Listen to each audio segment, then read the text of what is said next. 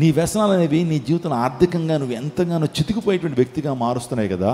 లేదా నువ్వు వ్యసనాల మీద నీకు జయం కావాలి, లేకపోతే మీ జీవితాల్లో అబద్ధ బోధల మీద మీకు జయం కావాలి, ఆత్మీయంగా ఎదగలేకపోతున్నారు, మీకు జయం కావాలి, మీరు కోపాన్ని అణుచుకోలేకపోతున్నారు, దాని మీద మీకు జయం కావాలి, అసూయని అణుచుకోలేకపోతున్నారు, దాని మీద మీకు జయం కావాలి, ఆశా నిగ్రహాన్ని కలిగి ఉండలేకపోతున్నారు, అంటే ఊరికే పాపంలో పడిపోతున్నారు, ఆశను నిగ్రహించలేకపోతున్నారు, సెల్ఫ్ కంట్రోల్ లేదు, సెల్ఫ్ కంట్రోలింగ్ లేదు.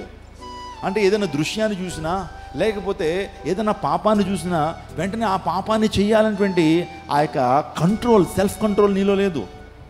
చూడండి, ఆత్మఫలముల్లో ప్రధానమైనటువంటిది విశ్వాసంతో ప్రారంభించబడి ఆశా నిగ్రహం కూడా, సెల్ఫ్ కంట్రోల్ కూడా. పరిశుద్ధాత్మ చేత నింపబడినటువంటి వాడు ఖచ్చితంగా సెల్ఫ్ కంట్రోల్ ఉంటుంది. అర్థమవుతుందండి? సెల్ఫ్ కంట్రోల్ ఉంటుంది. అంటే ఆశను ఏం చేసుకుంటాడు? నిగ్రహించుకుంటాడు.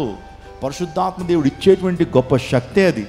నువ్వు దేవుని ఆత్మతో ఎందుకు నిలబడాలంటే ఆశను నిగ్రహించుకోవాలి. ఆశను నిగ్రహించుకోలేకపోయావా నీ జీవితం భయంకర స్థితిలోకి వెళ్ళిపోద్ది. ఆ ఆశను నిగ్రహించుకోలేక నీ మనసుకు తోచిందంతా చేయాలనుకున్నప్పుడు చేసినప్పుడు భయంకరంగా పతనాస్థితికి వెళ్ళిపోతావు, నిత్య నరకాగ్ని గుండానికి వెళ్ళిపోతావు. ఆశను ఏం చేసుకోవాలి? నిగ్రహించుకోవాలి. దాన్నే సెల్ఫ్ కంట్రోల్ అన్నారు. స్టెఫను పరిశుద్ధాత్మ చేత నింపబడినటువంటి వాడు. అందును బట్టి తన జీవితంలో సెల్ఫ్ కంట్రోల్ ఉంది. ఎవరైతే దేవుని ఆత్మ చేత నింపబడుతూ ఉంటారో వారు ఆశను ఏం చేసుకుంటారో? నిగ్రహించుకుంటారు.